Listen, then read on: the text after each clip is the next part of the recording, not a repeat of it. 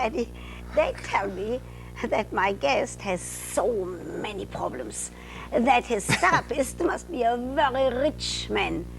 But he looks like such a nice, normal guy. Welcome, Richard Lois. Hi, Richard, doctor. is that true? You tell people you are a hypochondriac, you are paranoid and neurotic. Check, please. What's going on with you? Is that true? No, I just, I don't know, look, I don't know, I have so much on my mind and yet so little to say, quite frankly. That's why I guess I'm a lot of those things. Am I wired for anxiety here, though? No, but let me hear. Yeah. You say you have a lot of things on your mind, but little to say. I think so, yeah. Tell me what's on your mind. What's on my mind is that I want to feel good about myself. I'm thrilled to be here. I wish it was more of a strata lounger type of thing here. This is sort of like an electric chair setup. What like, are you complaining about my well, I feel like I'm in a living room museum. I here? feel like a kid, one of those people they stuff in a museum in Britain. Now, wait a minute. You... Look at this. Who is this for? For a pillow for a dead relative. I'll keep it right here. This will be fine. Richard, I'm sorry. I'm just. My mother called me back there. She's too negative, and this is a problem. This is what I don't believe that because you come from a Jewish family. And you don't believe that there could be negativity? Of course not. God. How did you get so crazy? I want to know. I want to find a Jewish family that's not maybe a cartoon show. The Goldbergs, and they're like a goose and a monkey, and they're Jewish dairy farmers. Maybe they wouldn't be. Tell me what She your calls mother her. said. She's high. She's high. Is everything wrong? That's how she feels immediately. You know? You mean she didn't say, have a good time, Richard?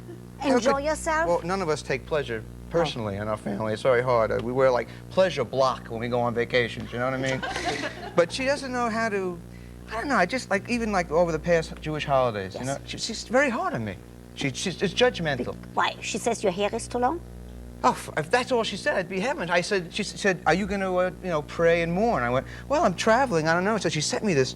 She got the Hanukkah Schlemmer. She got a memorial candle on a timer, so it would be lit while I was.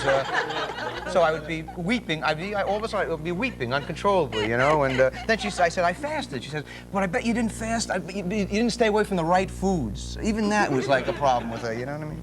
And she talks in a language from hell. Ruth, I've told you this before. She doesn't communicate. She talks like she throws like curves. You know what I'm saying? Like I had a dog that committed suicide because the dog couldn't understand. She said like she took a bone. She said, "Go fetch it. See what I care." And the dog said, "No." The dog said, "Am I getting it for her? Am I getting it for me?" He didn't know, so he blew his brains. He blew his brains out with a little. So that's biscuit. why you are crazy. Huh? So that's why you are crazy because the curves are being thrown. Well, that's a good dog theory. It's a good theory. I feel I'm a prisoner of childhood, I think, you know, and I'm trying to get out. Those poor Jewish mothers, what they have to suffer, they're always being blamed.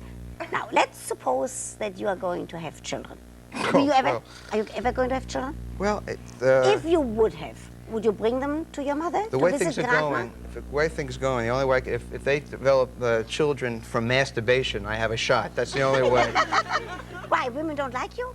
No, they like me, but I'm not sure I'm going to find somebody who wants to take the shot at having a Damien hypochondriac child born, you know? I don't know. I think it might happen. You see, I just spent a couple of days with my family, so that's why I'm family-oriented. I went to a wedding. Yeah. Speaking of, I have children. And it's funny that the woman, the bride, it was a Jewish, my nephew, not my nephew, he's my cousin, distant guy, couldn't even recognize him. So the whole family was there? Okay. We walk in there and it's like we got seated with our similar disorders. Like we would walk in, it was like a football thing. So my cousin Phil, manic depressive. They went to the manic depressive table. You know? Then my nephew had all the shrinks, like a little penis table, like a penis dais table. And then I'm sitting there, and the rabbi and the priest, and they were doing the ceremony. It was like a sibyl. It was like frightening, because the rabbi insisted on telling these... he was a beautiful guy, but he said things that Moses with headphones wouldn't have understood. And half the audience was... Not the audience, half the... Whatever it is, you know, people who go to a wedding. The guests. Yes. You know, half were Gentile, half weren't. And, you know, our family, we merged with a Gentile family when we were growing up to have a broader spectrum of problems, quite frankly, and so we understand what's going on. Come back to the wedding. So what happened at the wedding? Oh, the wedding. So the rabbi was trying to sneak in all this Hebraic stuff from ancient times, and the preacher was, is it preacher? Aren't there just preachers in old westerns? I think the priest. He would say, no, the priest went, and you two, you're lovely, and you should be on a boat, and something very nice. And the rabbi had to get in that stuff. He was obsessed, so he tried to fake the priest out. Look, there's an eagle over there, and the priest would turn around, and the rabbi would go, kana, kana, kana, shmana, kana, kana. He would throw all that stuff in there, and it, like, we had Yiddish thesauruses there. It was frightening. And then we had. Richard. I know I'm rambling. You know why I'm rambling? Richard. I'm thrilled to be here. Yes. It's a session for me in a sense. I'm A able. free session. Well, But I tell you something, if that were really a free session, Richard, you know what I would do? What? I would probably call a psychiatrist. I would say, help, I need help with this guy. Tell me, now, what about the women in your life? But I don't want to hear any more about your mother. I heard about that already. Okay. The other women in your life.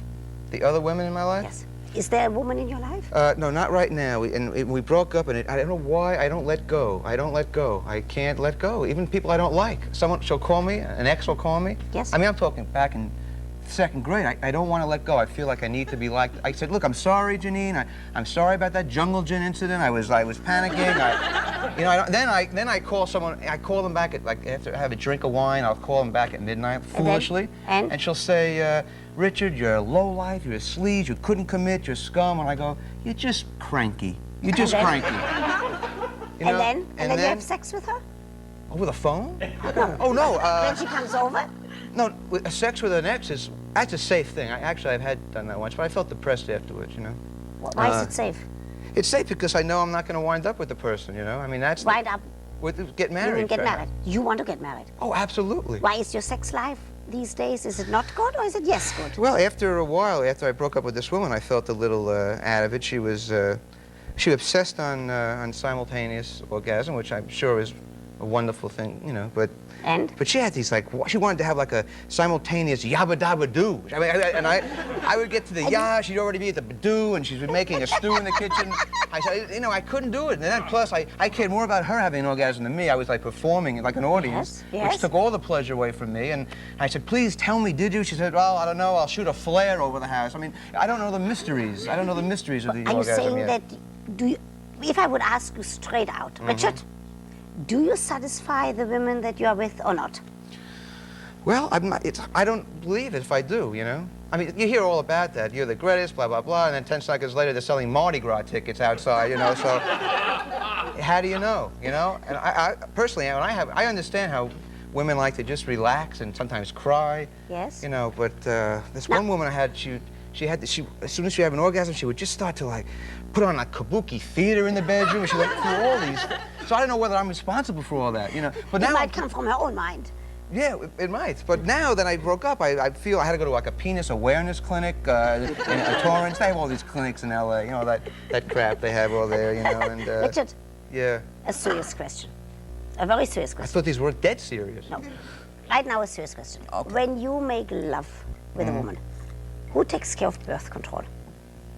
Well, basically, lately, I've had women who, and I don't blame them, to put in that garbage, all that stuff that women have to use from these products, you know, from France, Le Ketch's Mitt, and things like that, you know.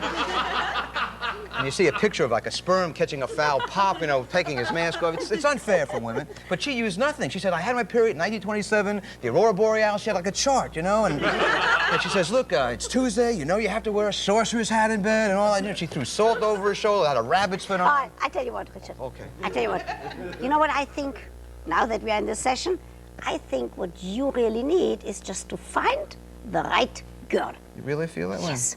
That's what I Well, think. I need it because I'm so paranoid with disease. I'm literally afraid to masturbate. I think I might give myself something. So I'm totally doomed, doctor. But I'm a big fan. I'm you know, and I hope good luck with everything. Good luck.